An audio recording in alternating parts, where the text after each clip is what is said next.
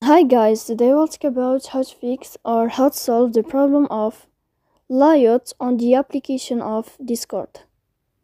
To know how to fix or how to solve layout on Discord app, you should just go to settings.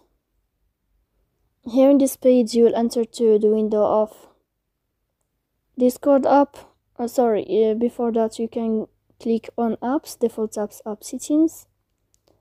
Then you can go to the application of Discord.